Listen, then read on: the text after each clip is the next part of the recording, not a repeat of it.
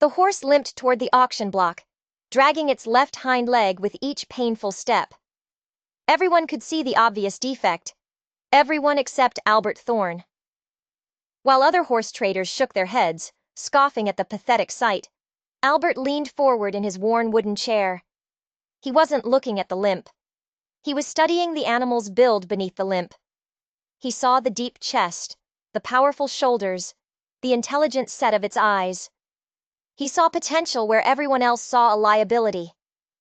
The auctioneer's voice cracked with embarrassment, a thin film of dust coating his tongue. "We'll start the bidding at $5. Silence. The only sound was the pathetic scrape of the horse's hoof on the hard-packed dirt. $4 then, the auctioneer pleaded, his voice getting smaller. Still nothing. The crowd began to murmur, then to chuckle. This wasn't a sale. It was a joke. $3? $2? $1. $1 for the horse. Albert's hand shot up. A wave of snickers rippled through the crowd of seasoned traders. They knew the math. A $1 horse meant hundreds of dollars in feed, medical care, and stable costs. It was a guaranteed loss. A fool's bet. But Albert had seen something they hadn't. He'd noticed the way the horse shifted its weight, the subtle compensation in its powerful shoulders. And what he was about to discover about that limp would prove that sometimes the most valuable things come disguised as the most costly mistakes. Albert stood from his chair as the laughter grew louder. His longtime rival, David Whitmore, a man whose wealth was matched only by his arrogance, shook his head with performative disgust. "Albert, you finally lost your mind," David boomed, making sure everyone in the dusty courtyard could hear. "That animal ain't worth the rope to hang it with." Martha Holloway, the tavern owner with eyes that missed nothing, watched from her doorway. She saw Albert walk steadily toward the auction platform, his face a mask of calm, ignoring the jeers that followed him like a cloud of flies. The horse stood trembling on 3 legs, its coat dull and matted from neglect, its eyes filled with a weary pain that spoke of a long and difficult journey. Levi Caldwell, the rancher who owned the animal, emerged from behind the auction block, relief flooding his face.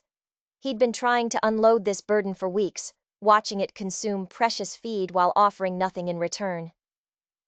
"You sure about this, Albert?" Levi asked, a flicker of hope in his voice. "Doc said that leg might never heal right." Albert didn't answer. He approached the horse slowly, extending a hand toward its muzzle. The animal flinched, a lifetime of mistrust in that one small movement. But then it hesitated and allowed Albert to run his hands over its neck and shoulders. The bone structure was incredible, a powerful frame that screamed speed, a testament to good breeding hidden beneath the filth and injury. As Albert ran his hands along the horse's spine, he felt thick bands of muscle, strong despite being out of condition. But the most telling clue was how the animal distributed its weight. It was a careful, deliberate act, a way of favoring the injured leg that suggested the problem might not be a broken bone or a torn ligament. It suggested the problem was something else entirely. Albert knelt beside the horse's injured leg, his calloused fingers gently lifting the hoof. He brushed away the caked-on mud and grime, examining it closely in the harsh sunlight. And then he saw it. What he found confirmed his wildest suspicion. The horseshoe was completely, catastrophically wrong. It was poorly shaped, poorly fitted, and driving a nail into the sensitive part of the hoof. Every single step was an agony. This wasn't a permanent medical condition. It was a simple, brutal problem. A problem with a simple solution. He realized in that moment this wasn't just a lame horse. This was a tortured animal. An animal whose spirit was being crushed with every painful step, all because of one careless blacksmith. A deep, cold anger settled in Albert's gut. He would fix this. He had to. Albert stood up, his face grim. He pulled a $1 coin from his pocket and pressed it into Levi's hand, the metal warm from his own. The transaction was sealed, a deal that would change his life, and the horse's future, in ways neither of them could possibly imagine. Levi accepted the dollar with visible relief. "Bought him from a traveling trader," he explained, eager to wash his hands of the matter.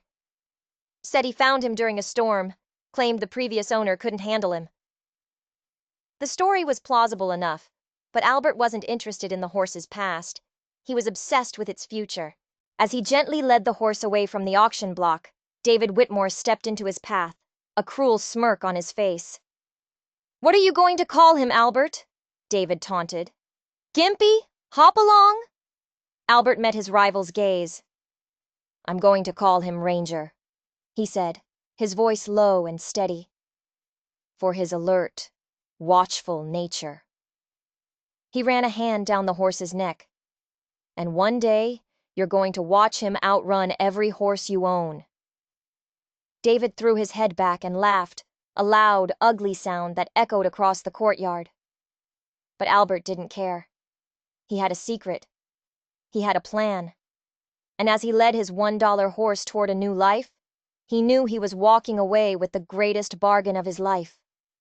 He just had no idea how complicated that bargain was about to become. 6 weeks. 6 long, grueling weeks had passed. Albert led Ranger from the makeshift stable he'd built behind Martha's Tavern. The horse's gait was noticeably improved, the painful limp replaced by a slight, lingering favor for his left leg. The custom-fitted horseshoes Albert had commissioned from the best blacksmith in the next county over were making a world of difference, but progress was slower than he'd hoped. Ranger had gradually grown accustomed to Albert's daily care. Every morning, Albert was there before dawn, a bucket of oats in one hand, a curry comb in the other. He'd clean the stall, meticulously check the new shoes, and then begin the gentle exercises. These weren't about riding, they were about retraining. He had to teach the horse's muscles how to work correctly again, to unlearn the months, maybe years, of compensation for the crippling pain. The investment had cost Albert far more than the initial dollar. The special feed, the blacksmith, the salves for the neglected skin, it all added up. But the real cost was in time and emotional energy. To his own surprise, Albert had grown deeply attached to the quiet, intelligent animal. Martha emerged from her tavern, a steaming cup of coffee in her hand. She'd watched this ritual every morning, a silent observer of Albert's patient, methodical approach. "How's he coming along?" she asked, her sharp eyes noting the subtle improvements. Albert ran his hand along Ranger's neck, feeling the new muscle tone that had developed. "Better every day," he said, a hint of pride in his voice. "The new shoes are helping, but his body needs time to remember. He's been compensating for so long that everything has to be retaught." Just then, David Whitmore appeared in the courtyard, a permanent sneer etched on his face. He shook his head at the sight. "Albert, how much money have you poured into that lame horse by now? Feed, shoes, your time. You could have bought 3 good horses for what you've spent on this wreck." Albert didn't look up. He continued brushing Ranger's coat, which now had a healthy shine. "David, some things aren't about immediate profit. This horse has good bones, a good heart. He just needed someone to see past the obvious."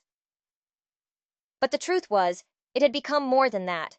It wasn't just about proving David wrong or proving his own theory correct. He had come to respect Ranger's quiet dignity, his surprising intelligence. Watching the gradual, hard-won improvement had become the most satisfying work of Albert's life. He wasn't just saving a horse, he was restoring a broken spirit. And Ranger was beginning to respond in kind. The horse trusted Albert now. It responded to his voice, his touch, with an eagerness that spoke of a deep and growing bond. During their exercise sessions, there were moments, brief, fleeting flashes, when the horse would forget his caution and move with a natural power and grace. In those moments, Albert saw it. He saw the incredible speed he knew was hiding beneath the surface. His $1 investment might just prove to be more valuable than he had ever dared to hope. He was leading Ranger through their daily routine, a slow walk around the courtyard, when he saw her. A young woman in a travel-stained dress stood at the entrance to the courtyard. Her face was smudged with dirt, etched with lines of exhaustion and recent tears. She looked like she'd been on the road for a very long time. She stopped dead in her tracks when she saw the horse. Her hand flew to her mouth, her eyes widening as a look of stunned recognition dawned across her features. Her gaze was locked on Ranger, and in that instant, a cold knot of dread formed in Albert's stomach. He realized his quiet months of patient work were about to be shattered by a complication he had never, ever anticipated. Elizabeth took a hesitant step closer, her eyes fixed on a distinctive white marking above Ranger's left shoulder, a patch of hair shaped like a lightning bolt.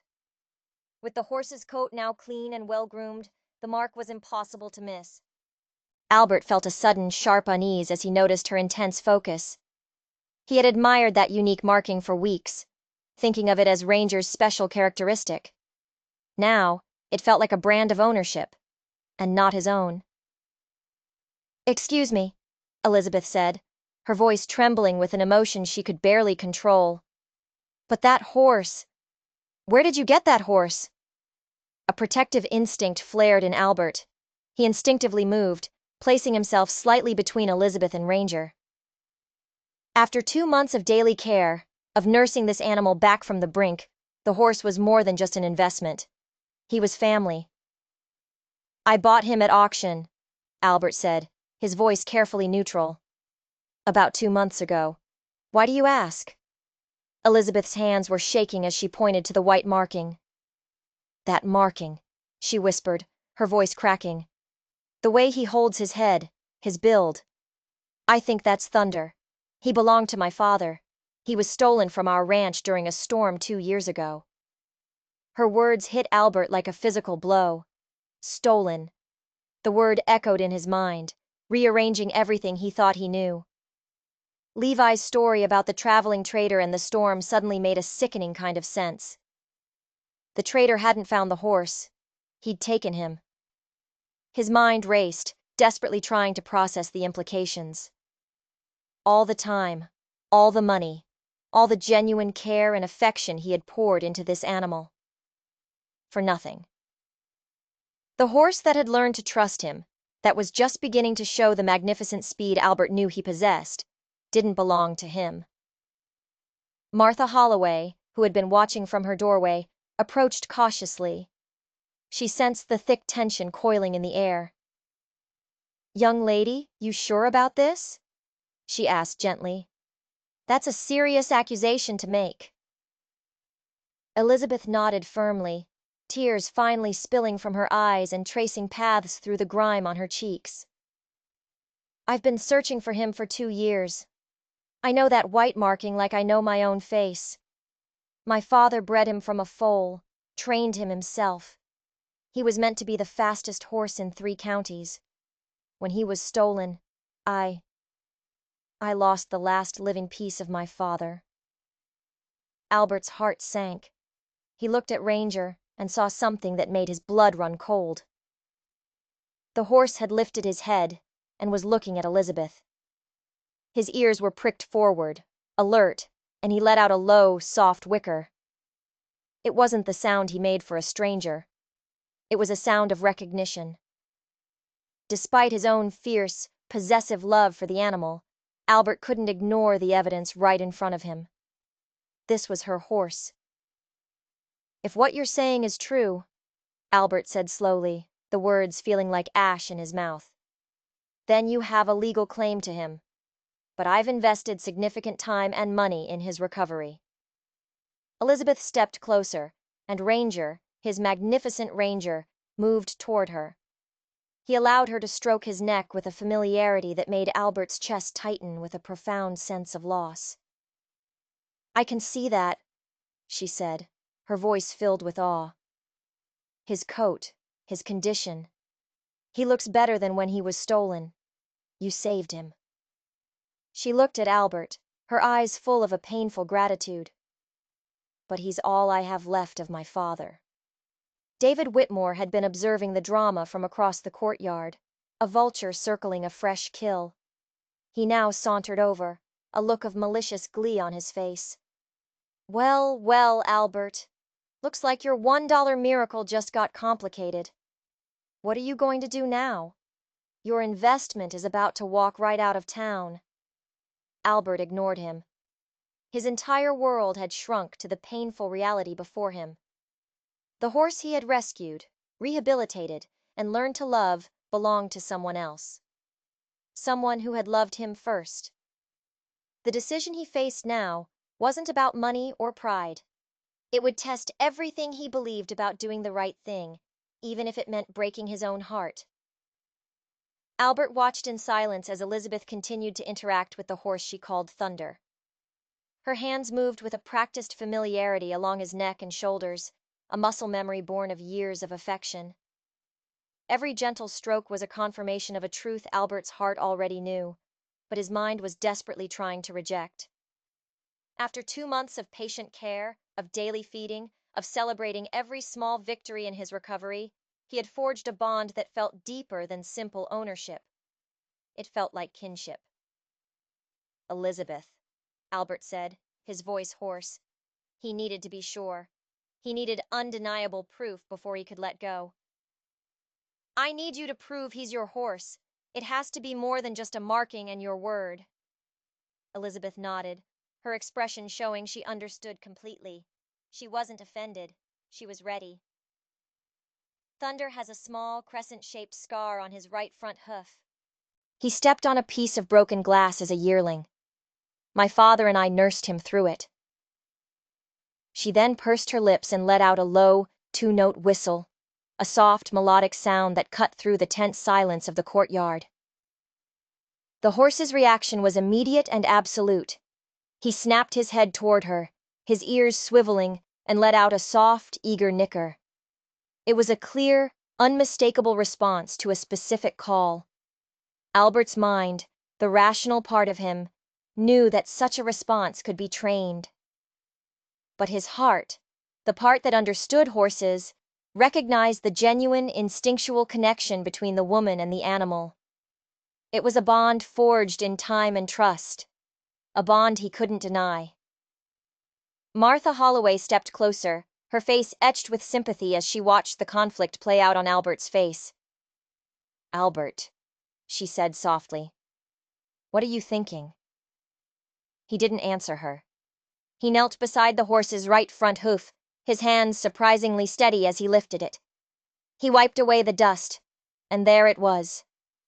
A pale, crescent-shaped scar, old and well-healed, exactly as she had described. It wasn't a new injury. It couldn't be faked. Combined with the horse's reaction to the whistle, the evidence was overwhelming. It was crushing. The scar is there, Albert confirmed, his voice heavy. He stood up slowly, feeling the weight of the world on his shoulders. This was the end of his dream. Elizabeth's face was a mixture of profound relief and genuine gratitude. I can see how much you love him, she said, her voice gentle. The way he trusts you, his condition. You've given him his life back. He belongs to you, Albert said, the words costing him more than all the money he'd spent. But as she reached for the lead rope, another thought pierced through his grief. A practical, urgent concern born of his deep love for the horse. But I need to ask you something important. Elizabeth paused, sensing the depth of his question. What is it? Albert looked her directly in the eye, searching for the same fierce dedication that had driven him for the past 2 months. What are your plans for him? His recovery isn't complete. He still needs special care, the right exercises, and patience. Can you provide that for him? He also made a quiet vow to himself. He would find Levi Caldwell and reimburse him fairly. The rancher had bought stolen property without knowing it, and he didn't deserve to suffer a loss. Elizabeth's expression softened with understanding. Albert, for the last 2 years, I've been working menial jobs in town, saving every single dollar I could to buy back my father's ranch. The bank took it after he passed. Thunder. He was supposed to be my foundation stock. the beginning of rebuilding everything we lost. I know how to care for him. I promise you, I love him as much as you do." The weight of the decision settled on him, heavy and final. To keep Thunder now would be a selfish act. It would be a theft of his own. Despite the bond they'd forged, the horse belonged with the woman who had loved him first, whose entire future was tied to his existence. "Then he should be with you," Albert said quietly, each word a sacrifice. Martha watched him, her eyes filled with respect. "Albert, that's a truly generous thing to do." But as Elizabeth prepared to lead the horse away, Albert realized he wasn't finished. An idea, wild and unconventional, began to form in his mind. An idea that could change everything once again. What he proposed next would stun everyone in the courtyard and prove that sometimes the greatest acts of love aren't about holding on, but about finding a new way to let go. Albert took a deep, steadying breath, the dusty air filling his lungs. He knew his next words would determine the future for all three of them. "Elizabeth," he began, his voice finding a new strength. "I have a proposal." Elizabeth waited, her hand resting on Thunder's neck, her eyes full of cautious hope. She could see the internal battle warring across Albert's face. "I can see he belongs with you, and I won't stand in the way of that," Albert said. "But his recovery isn't finished. He still needs several more weeks of careful conditioning before he's truly sound. Before he can be the horse your father knew he could be." He paused, organizing his thoughts, wanting to present this just right. "What if we work together? We can complete his rehabilitation, right here.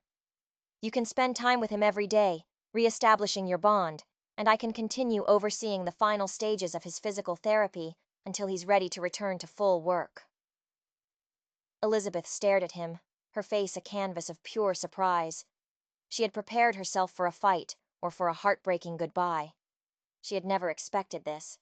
A partnership, an offer to continue pouring his own time and resources into a horse that was no longer his. "You would do that?"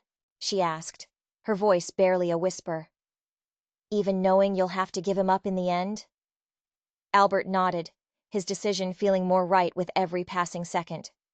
His love for the horse was stronger than his desire to own him. "Elizabeth, I've spent every day for 2 months with this animal. I've seen his intelligence, his spirit. What matters most to me is that he gets the chance to reach his full potential. It doesn't matter if he's mine or yours."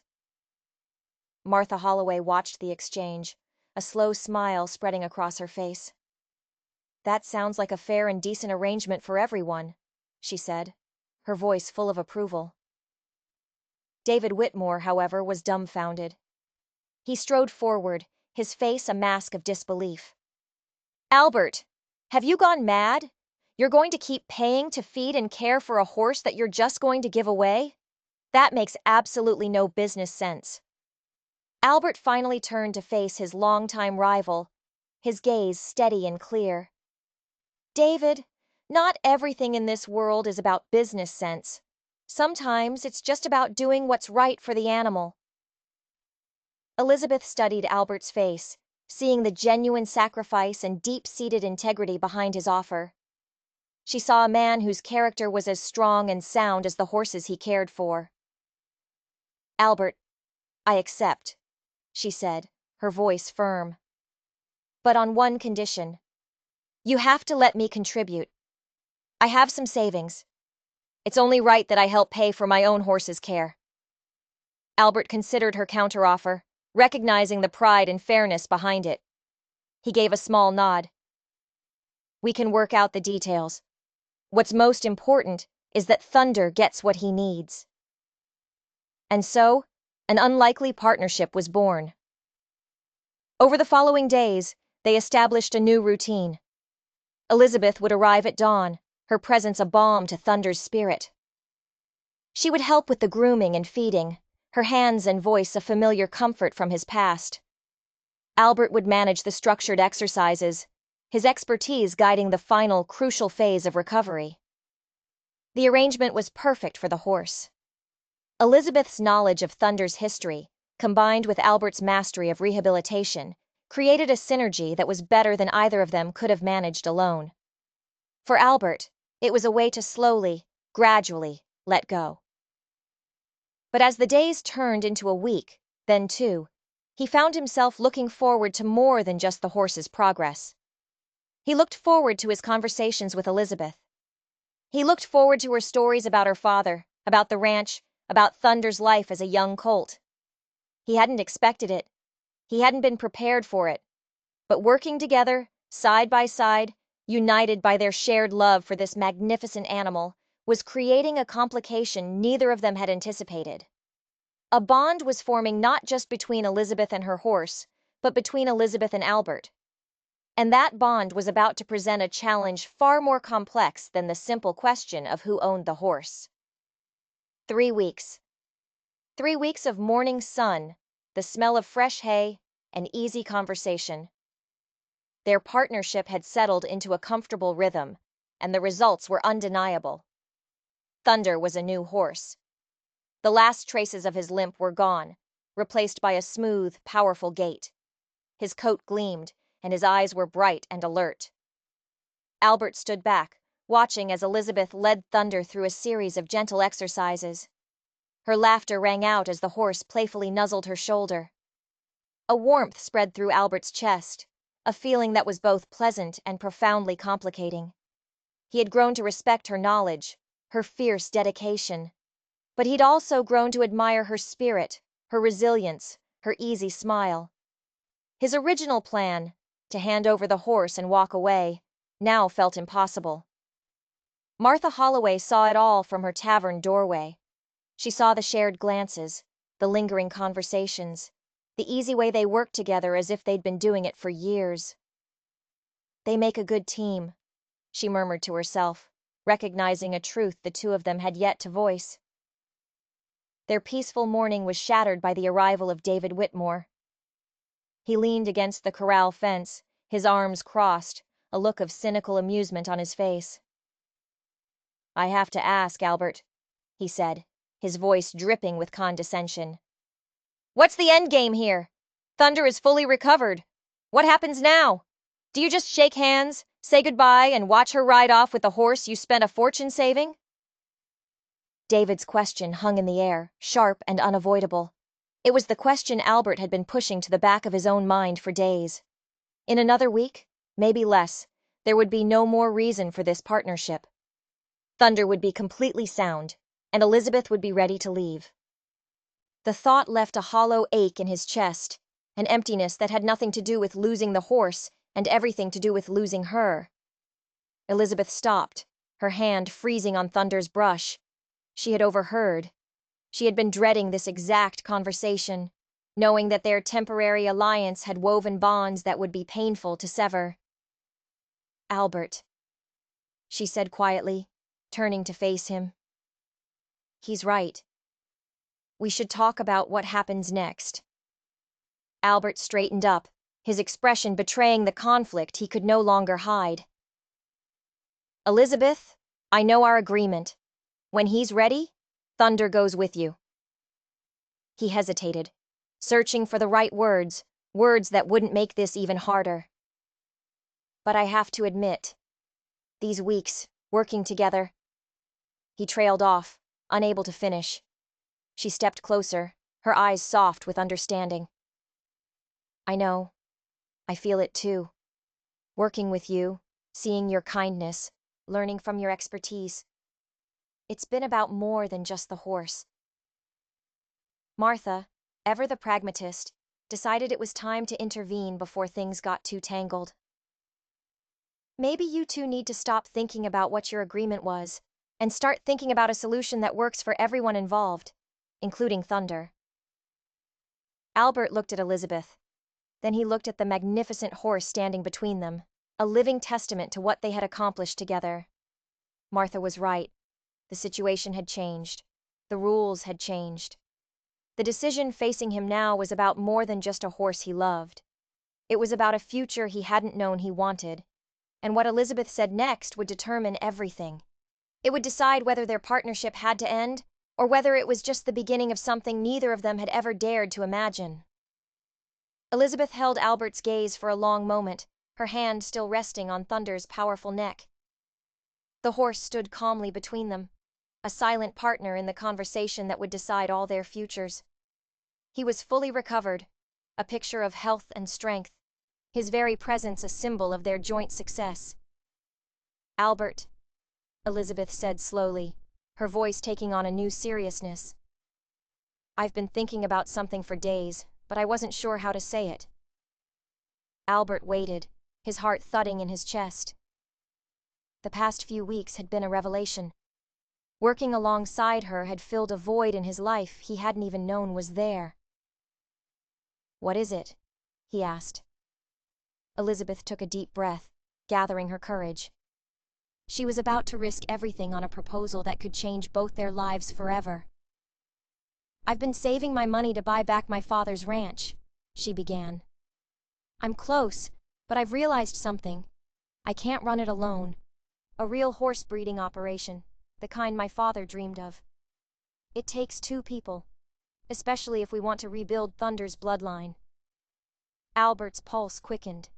He thought he knew where this was going, but he didn't dare to hope. He waited, letting her speak, not wanting to break the delicate spell of the moment.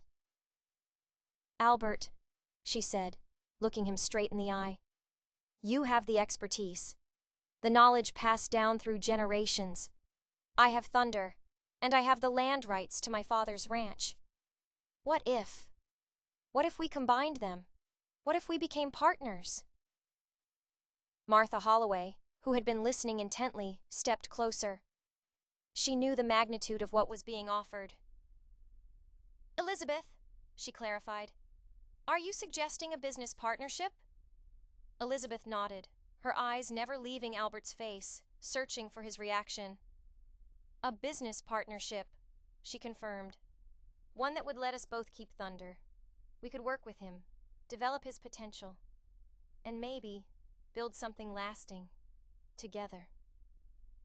The possibility settled into Albert's mind like a sunrise after a long, dark night. The thought of spending his days working with horses, building a legacy, and doing it all alongside Elizabeth. It was a dream he had never allowed himself to have. "Elizabeth," he said, his voice filled with awe, "that's an incredible offer. But are you sure? Are you sure you want to tie your future to someone you've only known for a few weeks?" A small, confident smile touched her lips. She could see the hope in his eyes. "Albert, I've watched you work every single day. I've seen your dedication, your honesty, your character. Those aren't things a person can fake. You've proven who you are in every way that matters." David Whitmore, who had been listening with growing disbelief, finally exploded. "You people are insane. You're talking about joining your lives together over a horse. That's not a business partnership, that's a fairy tale." Albert looked from his longtime rival to Elizabeth, and then to Thunder, who stood between them as if he understood everything. "David," Albert said calmly, "sometimes the best partnerships aren't built on contracts and profit margins. They're built on shared values and mutual respect." Elizabeth stepped closer to Albert, her voice soft but firm. "Albert, this isn't just a business proposition. I'm offering a chance to build something meaningful, with someone who understands what's truly important. About horses, about hard work, about doing things the right way, even when it's difficult." Albert felt the last of his own doubts melt away. Elizabeth wasn't just offering him a share of a ranch. She was offering him a future, a purpose, a home. She was offering him the one thing he had never believed was possible for him: happiness. His $1 bet on a lame horse had led him here, to this moment, to this choice. And what he decided in the next few seconds would determine the rest of his life. Albert looked into Elizabeth's eyes and saw his future. He saw sunrises over a ranch, he saw the legacy of a magnificent bloodline, and he saw a life built on a foundation of mutual respect and shared purpose. Thunder stood beside them, a living symbol of their journey, his potential now ready to be realized. "Elizabeth," Albert said, his voice thick with emotion, "I accept your proposal, but I have one condition." Elizabeth's heart leaped into her throat. She held her breath, waiting for the one thing that could derail this perfect moment. "What condition?" Albert reached out and stroked Thunder's neck, the horse leaning into his touch with the easy affection that had grown between them. "Before we make any final decisions, I want to test his speed. One time. I want us to see together what he's really capable of. I want us to be certain we're both committed to the same vision for his future." A brilliant smile broke across Elizabeth's face, a look of pure relief and understanding. "I think that's exactly what Thunder needs too," she said. "He's been patient with us for long enough." Word spread quickly. A small crowd gathered around the makeshift corral, drawn by the news. Martha Holloway stood at the front, her arms crossed, a proud look on her face. Even David Whitmore was there, his usual sneer replaced by a look of genuine, grudging curiosity. Albert prepared Thunder with meticulous care, checking his legs and hooves one last time. Then, in a display of ultimate trust, he mounted the horse bareback, without saddle or bridle. He would rely only on the bond of communication they had built over months of patient work.